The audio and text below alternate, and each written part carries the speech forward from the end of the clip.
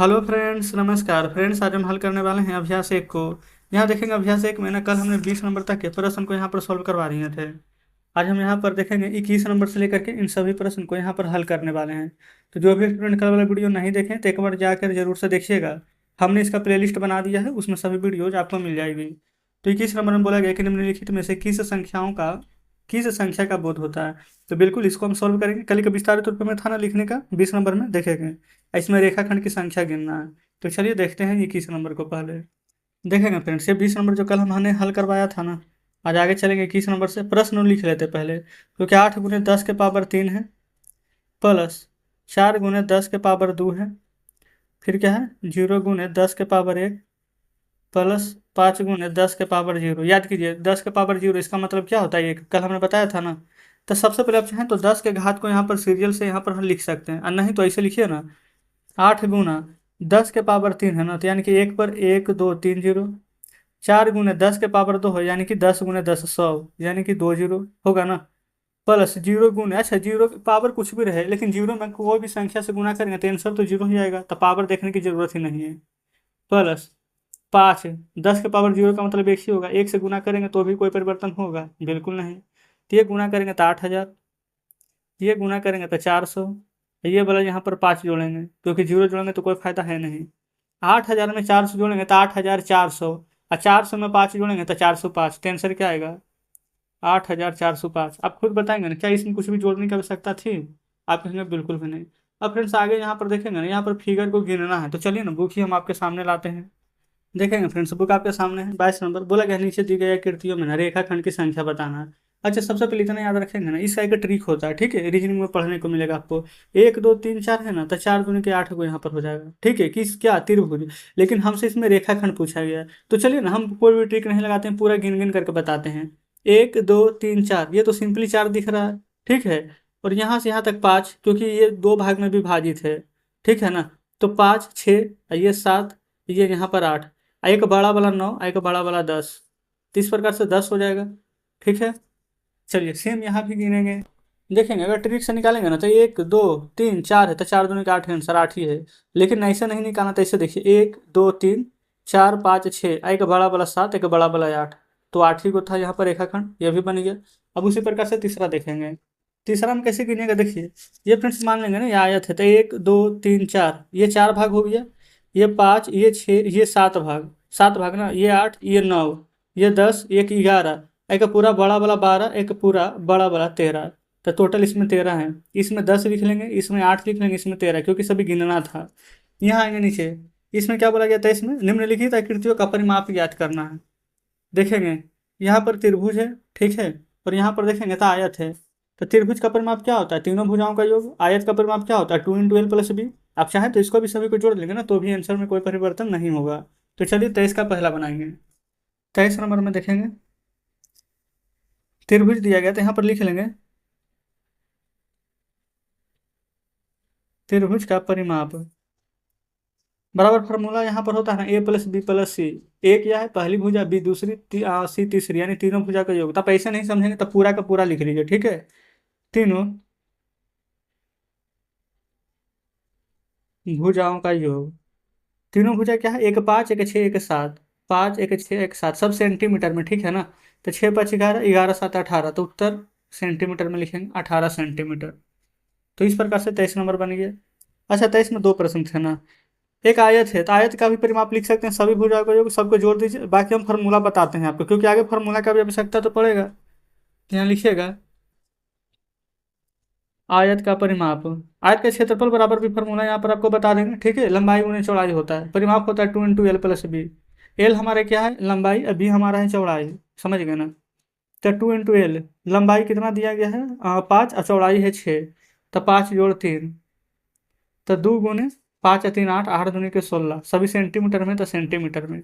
अच्छा बताइए, यहाँ पर 2 गुना हो गया ना, अब वही अगर डायरेक्ट जोड़ते तो भी आ जाता, क्यों, क्योंकि 5 भी 2 बार है, तो 5 5 10, 3 भी 2 बार है, तो 3 3 6, तो 10 6 16। बात तो बराबर ही है, ठीक है। चलिए आगे चलते हैं 24 में। बोला गया घनाभ की सतहें होती हैं, ठीक है। चलिए यहाँ पर फ्रेंड्स खाली स्थान भरना, हम प्रश्न को पढ़ते जाएंगे, ठीक है, और यहाँ पर सॉल्यूशन करते चलेंगे, क्योंकि सभी भरना ही है ना।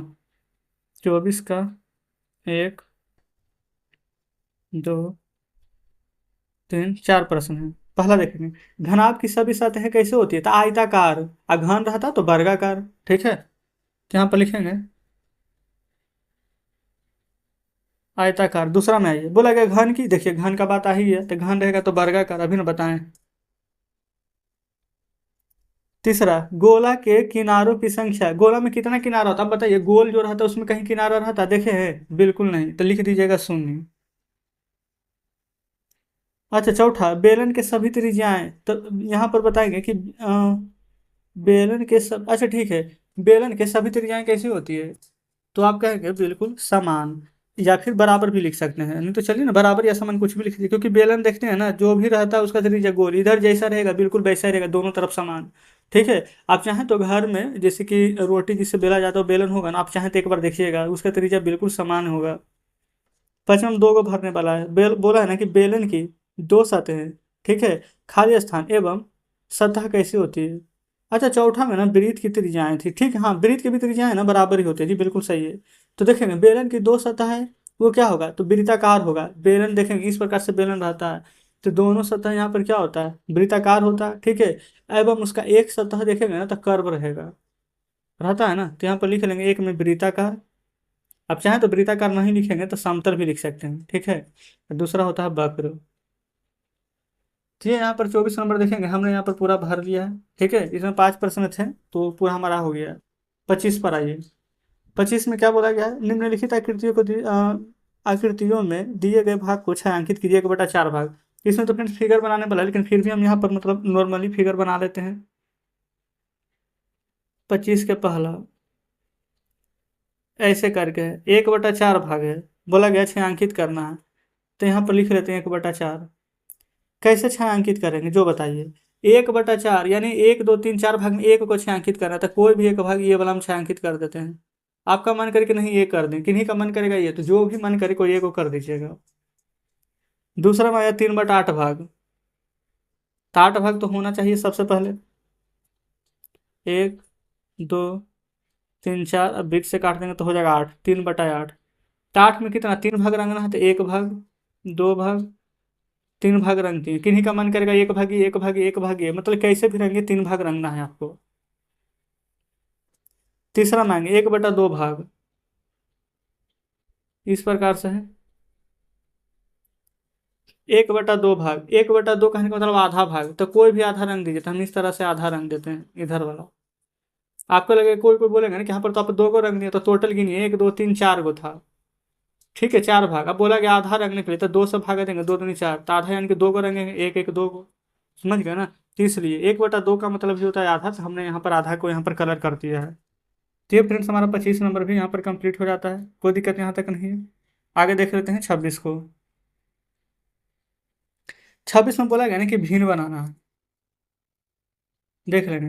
भिन्न कैसे बनाइएगा?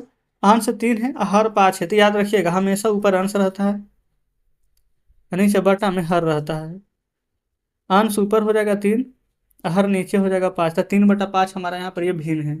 ठीक है, दूसरा हर बोला गया 13, अंश 11, तो अंश ऊपर लिखेंगे 11, हर नीचे लिखेंगे 13, 11/13 आ जाएगा।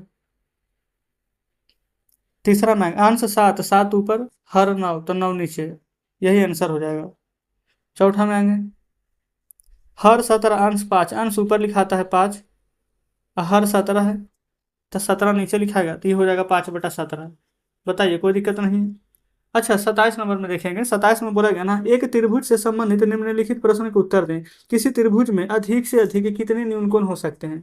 बताइए, तो अधिक से अधिक यहाँ पर एक त्रिभुज में ना, 27 नंबर था, 27 का पहला, यहाँ पर आप लिख दीजिएगा 3